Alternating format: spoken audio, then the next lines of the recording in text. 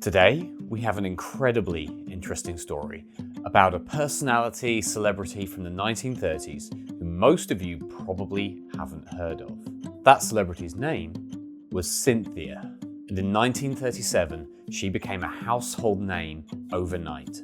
She graced magazine spreads, walked the red carpets with New York's finest, and even had her own chat show. She became a darling of the fashion world, courted by the top designers, and she was very briefly engaged to one of the time's biggest radio stars. But there was something about Cynthia that made her just a little bit different to all of the other celebrities around her. She wasn't real. What made Cynthia different was the fact that she was a mannequin. She wasn't real, she was a creation. So how did a simple shop mannequin become one of 1937's biggest celebrities? This is the story of Cynthia.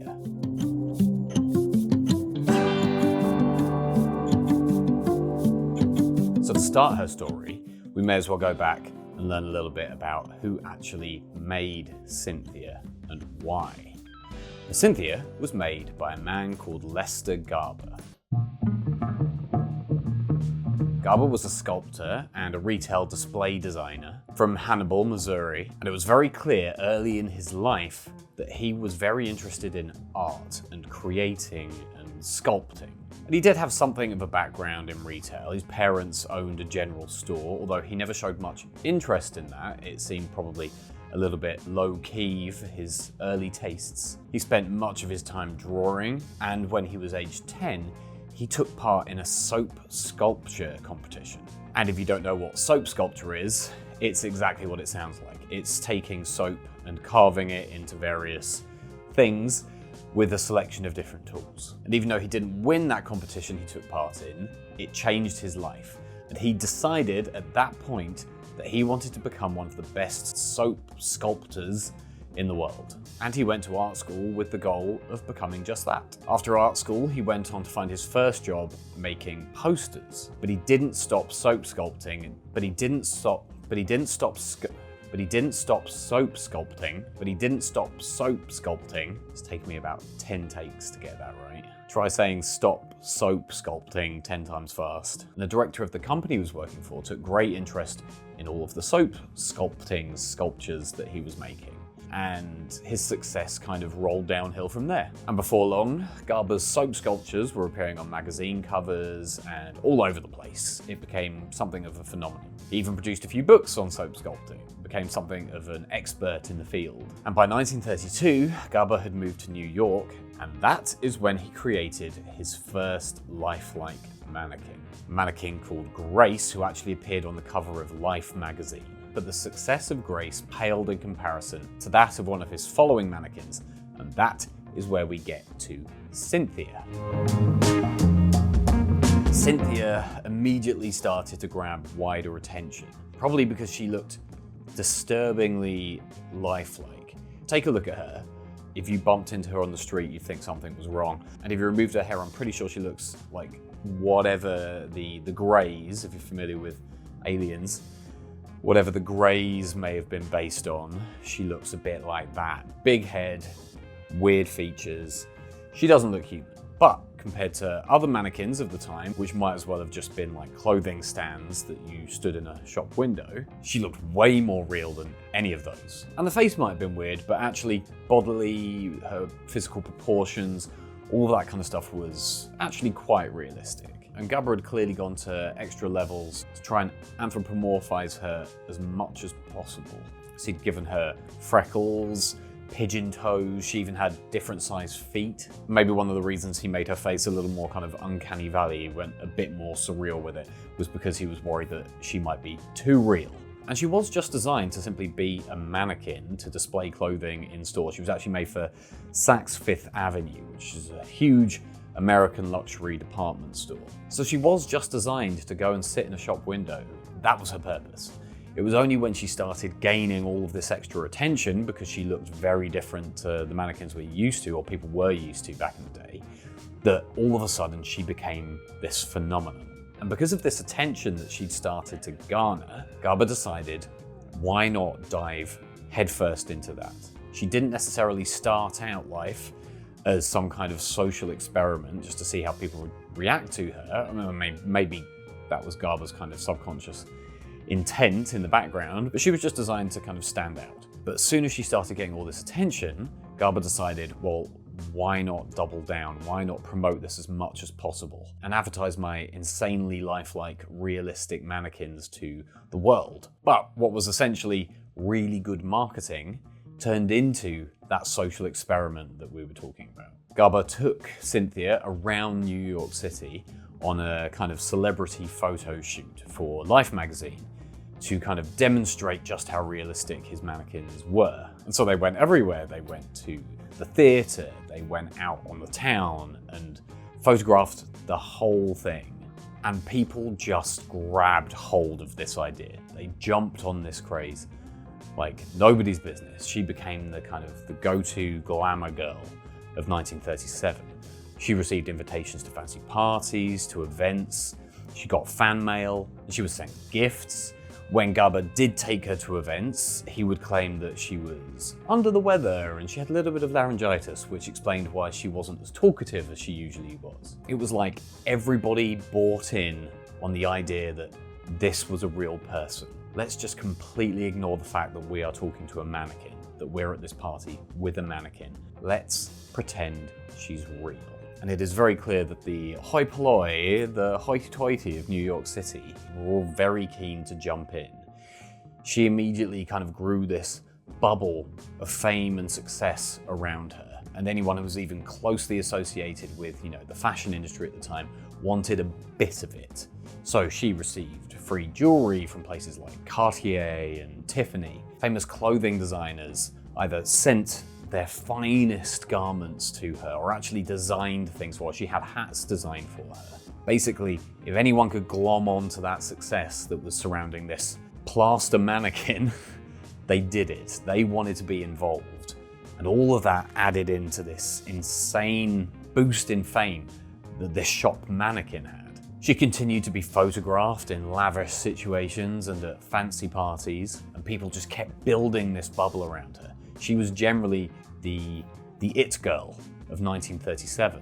It got to the point where Saks Fifth Avenue, the department store that had actually commissioned Cynthia, gave her a credit card, and she was given a box seat subscription to the Metropolitan Opera House, just so she could go and attend her favorite operas whenever she wanted. And it didn't stop there. She went on to have her own newspaper column. She had a part in a successful radio show. Don't ask me how that worked, I have no idea. By the time 1938 swung around, she went to Hollywood and appeared in a movie called Artists and Models Abroad. You might wonder what role she could possibly have played in a movie. And rather than actually appearing as a real person in the movie, she does actually appear as a mannequin. There is a scene where police are searching for the main character in a theatre full of mannequins. One of the police officers actually has to whack Cynthia on the head just to make sure that she's actually a mannequin and not real. You can imagine if this were done in 2025, then Cynthia would, by this point, probably have her own string of disappointing Netflix features.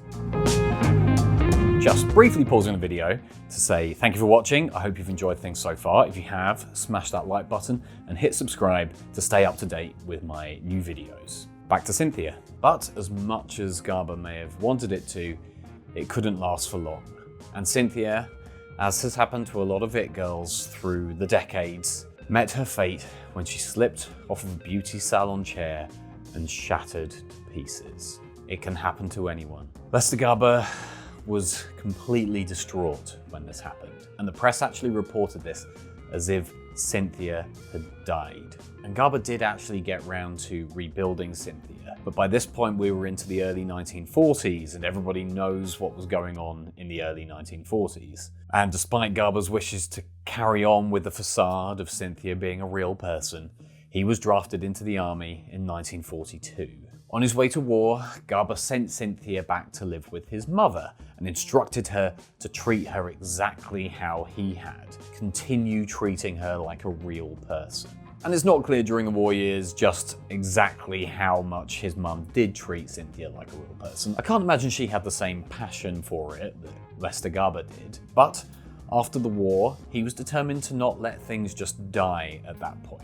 And he actually continued to invest in this mannequin. He spent $10,000, and that was in 1953, so now it was about $100,000. Modifying Cynthia, adding a voice box and more articulated limbs just to try and make her even more lifelike. And then he did go out and try to seek investment in his living doll. He wanted TV deals, he just wanted more and more fame for his creation. But it never went anywhere. Despite Cynthia actually being invited to many auditions, I'd imagine there were lots of casting directors out there who just wanted to invite the madman and his doll.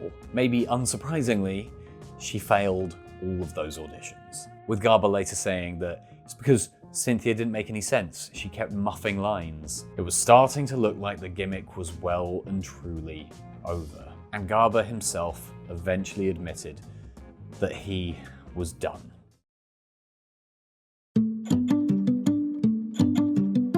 It had perhaps gotten to the point where even he had started to see Cynthia as a real-life person. And that real-life person's failings, or failings to make him more money and more success, became simply too much. And in his own words, he did the following. While absolutely disgusted, I took Cynthia down to the studio of a mad scientist in Greenwich Village and left her in the attic. And that's where she ended up.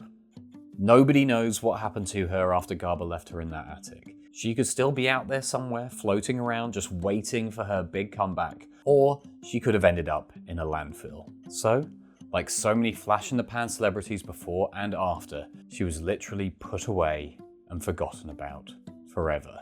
What she did achieve, and what Gaba did achieve with her, was the mannequins that we still have today. Without Cynthia, and without the other Gaba girls that he created, we wouldn't have today's huge selection of very lifelike mannequins, which will never stop scaring the out of me when I turn around to ask them a question and realise that it's a big plastic person stood right behind me. As potentially creepy as Cynthia and the other Gaba girls were, they did have a huge impact on everybody's shopping experience to this day. And the reaction to her and the way everybody bought in to this incredibly unusual celebrity, everybody decided, we're just going to treat this person like they're real, and everyone jumped on board. A huge part of that was one big marketing project, with everybody being like, well, all eyes are on her, I want a piece of that, so I'm just going to pretend as well. There's also a really interesting social experiment side to this. With the rise of AI and all kinds of other, influencers, and we're seeing more and more what we'd call, digital influencers, or, fake personalities. There's a huge rise in loneliness that is being treated with companies jumping in and creating virtual friends, virtual girlfriends, virtual boyfriends, virtual influencers, people that don't exist but are real enough or come across real enough for people who are looking for something, people who are missing something that for some reason, whatever reason, they've not been able to get in real life. They are providing an unusual service, but a service as fake people. And there's all kinds of debate now, obviously, about this as some newfangled thing. Is this a mental health issue? I'm sure there's an element of that. People preferring the company of an AI or a fake caricature, a character, over seeking out real-world relationships is probably not a healthy thing, and probably not where we should be leading society. It's very important to have real relationships with people in the real world. But at this point, I think it's inevitable and unavoidable that some people are just going to fall into these fake relationships. And that's not necessarily a judgment, as much as I don't necessarily think that's healthy. If no one is ultimately being harmed by that, then whatever, you do you. I just think humans do weird things all the time. We're interested in weird things. We're weird creatures. And this is just another weird thing we do. What Cynthia shows us is that it's not unique to us now.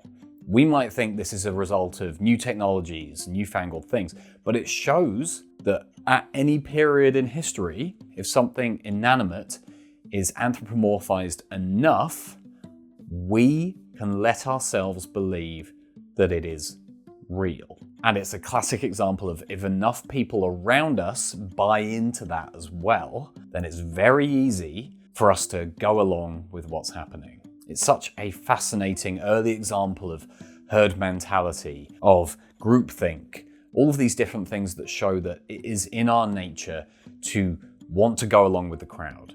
As much as every single one of these people looked at Cynthia and went, yeah, she's not real, they all still treated her like a real person. And I think that is something that we're going to be seeing a lot more of now that AI is becoming such a huge thing in our lives. It's just that right now, that AI might be in the form of a smart speaker in our home, which we just tell to play something on Spotify or turn the lights on and off. But soon enough, that will become something that we can just have a conversation with. And eventually, with certain companies making progress in robotics, that AI is going to be transferred into a physical humanoid thing. There's a chance that in the next decades, we're going to end up in a situation where most homes have the kind of thing that Cynthia could only have dreamed of being.